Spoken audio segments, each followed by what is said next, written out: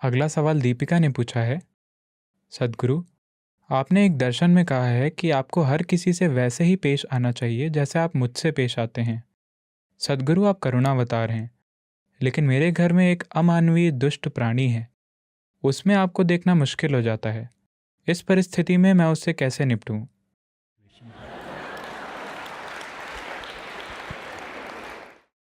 शादी के कितने सालों में यह विकास होता है, या ये एक पतन है? मुझे यकीन है कि एक समय में वो एक शानदार, रोमांटिक, बढ़िया आदमी थे। मैं नहीं जानता कि शादी के कितने सालों में वो एक दुष्ट जीव बन जाते हैं। और आपकी कितनी भूमिका है एक दुष्ट जीव के निर्माण में?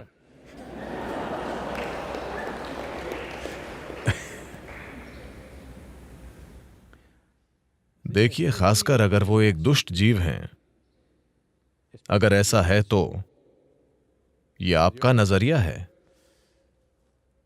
लेकिन खासकर अगर कोई व्यक्ति एक दुष्ट जीव है आपके घर में या आपके ऑफिस में या आप जहां भी हैं,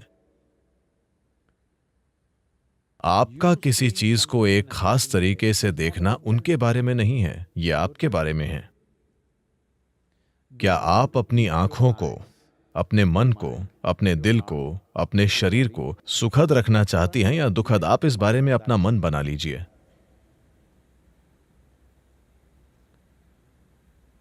अब अगर आप उन्हें देखती हैं, मैंने कहा कि उस दुष्ट जीव को भी आप कृपया ऐसे देखें जैसे कि वो मैं हूं। मैं आपसे ये नहीं कह रहा हूं कि आपको उसकी शिक्षाओं को सुनना है या उससे नए अभ्यास सीखने हैं। नहीं, मैं कह रहा हूं कि अगर आपने मुझे देखा है आदर, भक्ति, प्रेम, स्नेह के भाव के साथ, जो भी आपकी भावना है, अगर आपके पास वो है तो कृपया हर चीज को उसी से देखिए। क्योंकि मैं बस ये कह रहा हूं कि आपके पास एक शरीर है, आपके पास एक मन है, आपके पास भावना है, ऊर्जा है। हम अभी आपकी भावनाओं के बारे में बात कर रहे हैं। अगर आप भावनाओं की मधुरता के एक खास स्तर तक पहुंचते हैं अपने जीवन के किसी पल में, या तो अपने प्यार के कारण या भक्ति या करुणा या किसी भी वजह से आप मधुरता के एक खास स्तर तक पहुंचते हैं, यह आपके जीवन में एक ऊंचा मुकाम है। अब आपको उससे वापस नहीं आना चाहिए, आपको ये देखना चाहिए कि उससे आगे कैसे जाएं। मैं कह रहा हूं कि जो भी आपकी सबसे ऊंची या सबसे मधुर या सबसे शानदार भावना थी, उसे आधार रेखा बना दीजिए। आप वहां से वापस क्यों आ रहे हैं? अगर आपने वैसी भावना का अनुभव नहीं किया होता, तब मैं आपसे क्या कहता? आपने अपने जीवन में कौन सी सबसे मधुर भावना महसूस की है? मेरा बच्चा। ठीक है, हर किसी को अपने बच्चे की तरह देखिए। हमने आपको ये एक समय पर कहा था, फिर मैंने देखा आप यहां बैठे आनंद और प्रेम के आंसू अपनी आंखों से बह रहे थे। फिर मैंने कहा हर किसी को उसी तरह देखिए जैसे आप अभी मुझे देख रहे हैं, क्योंकि ये आपकी आंखों को, आपके मन को, आपके दिल को, आपके शरीर को और आपके जीव को मधुर और शानदार बना देगा। ये उनके बारे में नहीं है, खासकर अगर वो मुश्किल दे रहे हैं। फिर आपको अच्छी ट्रेनिंग मिल रही है। अगर आप नर्क जाते हैं तो भी आप अच्छे से रहेंगे। हाँ, क्योंकि किसी ने आपको गारंटी नहीं दी है। क्या मैंने आपसे कभी कहा है कि मैं आपको स्वर्ग का टिकट दिला दूंगा? मैं आपको लगातार धमकाता रहा हूं कि चीजें यही होंगी। तो आपको समझना होगा कि यह आपके रूपांतरण के बारे में है। आपके साथ समस्या यह है कि चूंकि आपने वो क्या है, वैसे भी मैं कोई नाम नहीं लेना चाहता। आपने वो सारी रोमांटिक किताबें पढ़ी जब आप एक टीनेजर थे और फिर आपने हर तरह की चीजों की कल्पनाएं कर लीं। सबसे पहले तो आप खुद के साथ ईमानदार नहीं हैं। आपके हार्मोन असर दिखा रहे हैं। अचानक आप किसी को देखते हैं, वाह,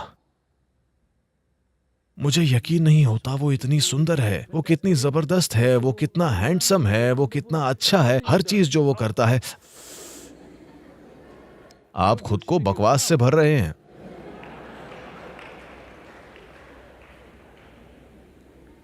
नहीं नहीं, वे चाहे जो भी करें, आप खुद को सुंदर बनाइए। अब अगर वे दुष्टता भरी चीजें कर रहे हैं, आप फिर भी शानदार हैं। ये बात अलग है, आप जानते हैं कि वे दुष्टता भरी चीजें कर रहे हैं और आप तब भी शानदार हैं। ये असाधारण है। वे दुष्टता भरी चीजें कर रहे हैं लेकिन आप सोचते हैं कि वे सुंदर चीजें कर रहे हैं। ये मूर्खतापूर्ण बकवास है।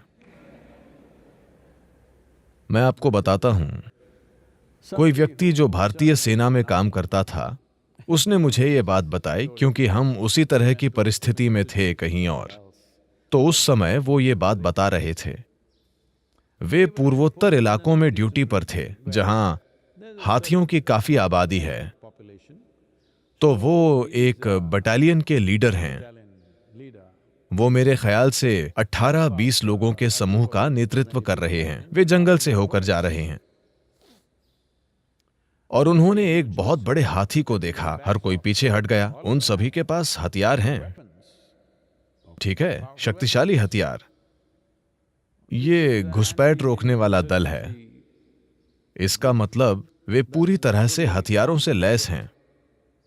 वो हाथी को 100 मीटर 200 मीटर की दूरी से मार गिरा सकते हैं, वो जहां से भी चाहें। लेकिन वे सब पीछे हट गए क्योंकि वे वहां उस मकसद से नहीं हैं। लेकिन वो मुझे ये इसीलिए बता रहा था क्योंकि इस तरह की एक परिस्थिति एक दक्षिण भारतीय व्यक्ति के साथ हुई। तो अचानक उस ग्रुप में एक तमिल आदमी था जो सार्जेंट यानी एक हवलदार था। उसने अपने हथियार नीचे रख दिए और कहा, गणपति आ गए हैं, गणेश गणेश। और वो एक मंत्र का पाठ करने लगा। वो किसी गणपति मंत्र को जानता था। वो जाप करने लगा।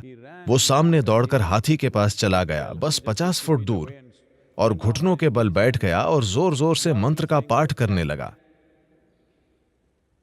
हाथी ने उसे देखा। ये कौन बेवकूफ है जो उसे हर तरह के नामों से पुकार रहा है जो उसे अच्छे नहीं लगते। और ये लोग देख रहे हैं किस तरह का चमत्कार हो रहा है। हाथी बस वहां खड़ा है और ये आदमी अपने घुटनों के बल बैठा मंत्र का पाठ कर रहा है। हाथी बहुत तेजी से आगे बढ़ा और 2 सेकंड के भीतर या शायद 5 सेकंड में वो उस आदमी के ऊपर था। उसने उसे कुचल दिया, पीछे घुमा और चला गया। ये लोग भौचक्के रह गए और वे उसे बस कुचले जाते देखते रह गए। फिर कुछ लोगों ने हथियार निकाल लिए। जिस आदमी को मैं जानता था, जो इस टोली का इंचार्ज था, उसने उनको शांत किया क्योंकि वो पहले ही मर चुका था। एक पल में वो आदमी मर गया था। मैं आपसे ये इसीलिए कह रहा हूं कि हाथी आपके साथ, जंगली हाथी आपके साथ अच्छी चीजें नहीं करेगा बस इसलिए क्योंकि आप उसे भगवान कहते हैं, आप उसे गणपति कहते हैं और उसकी पूजा करने की कोशिश करते हैं। वो नहीं करेगा, वो वही करेगा जो उसे करना है। इसी तरह आपके घर में जो प्राणी है,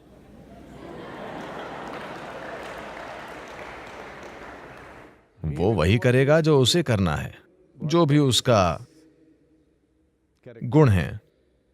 मैं सिर्फ आपके बारे में बात कर रहा हूं। आप हमेशा जीवन को एक रिश्ते के रूप में सोचते रहे हैं। नहीं नहीं, मैं चाहता हूं कि आप समझें, आपके पैदा होने से पहले या जब आप पैदा हो रहे थे तब भी आपका अपनी मां के साथ भी कोई रिश्ता नहीं था। यह बहुत अलोकप्रिय होने वाली है, ये लोग मेरी आलोचना करेंगे, लेकिन कृपया इसे देखिए।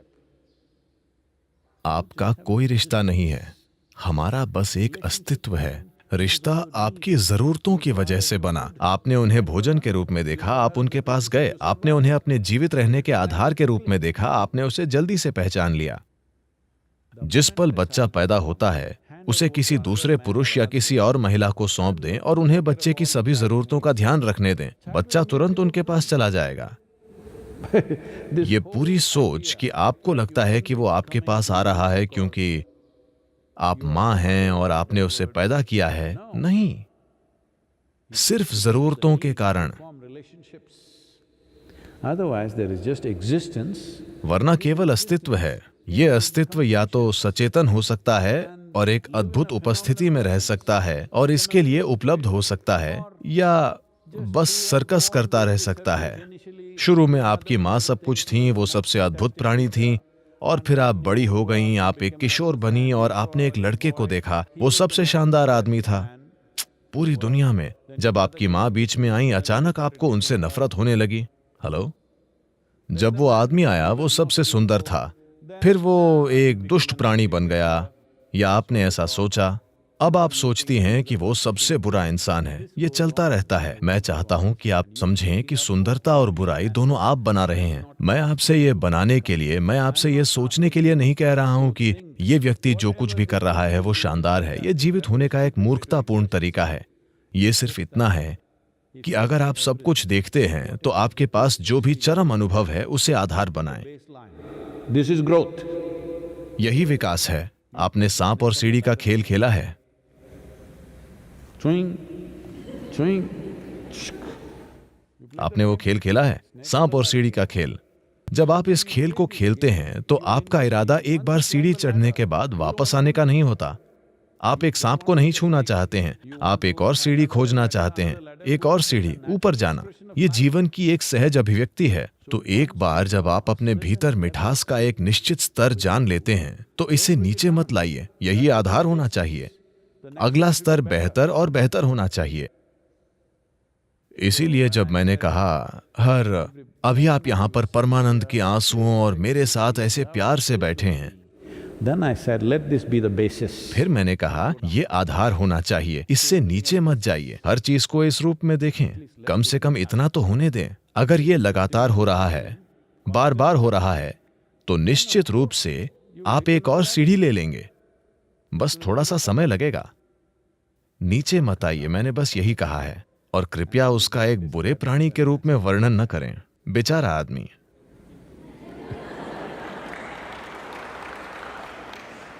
This happened. ये हुआ। मुझे लगता है कि मैं आपको बता चुका हूं। हो सकता है कि इन दिनों में से पहले मैं आपको बता चुका हूं, मुझे याद नहीं है, लेकिन मुझे इसे फिर से बताना चाहिए। शंकरन पिल्लई ने सोचा कि उसकी पत्नी का चक्कर चल रहा है। उसने एक जासूस को काम पर रखा। मैं इसे जल्दी जल्दी कह रहा हूं, सिर्फ आपको याद दिलाने के लिए। उसने कहा, मुझे उसके खिलाफ सबूत चाहिए। तो जासूस घर के बाहर इंतजार कर रहा था। उसकी पत्नी घर से बाहर निकली, उसने उसका पीछा किया तो वो एक पार्क के पास गाड़ी पार्क करके अंदर चली गई। एक आदमी बेंच पर बैठा था। जैसे ही उसने इसे देखा, वो दौड़ता हुआ आया। वो दौड़ते हुए गई। वे एक दूसरे से गले मिले, हाथ पकड़े और बेंच पर बैठकर हंसी खुशी बातें करते रहे। उसने पूरा वीडियो लिया और कुछ ही घंटों में वो शंकरन पिल्लई के कार्यालय में आया और कहा, मुझे वो सबूत मिल गए हैं जो आप चाहते थे। सिर्फ एक दिन में मैंने अपना काम किया, मेरे पास इसका सबूत है, ये वीडियो देखिए। शंकरन पिल्लई ने वीडियो देखना शुरू किया और कहा, नहीं, मैं इस पर विश्वास नहीं कर सकता। नहीं नहीं, ये नहीं हो सकता, ये इस पर विश्वास नहीं कर सकता। जासूस बोला, आप किस पर विश्वास नहीं कर सकते? ये एक वीडियो है, ये बनाया हुआ नहीं है, ये वही वीडियो है जिसे मैंने अभी लिया है। उसने कहा, बात वो नहीं है मूर्ख, मैं विश्वास नहीं कर सकता कि वो इतनी मजेदार है।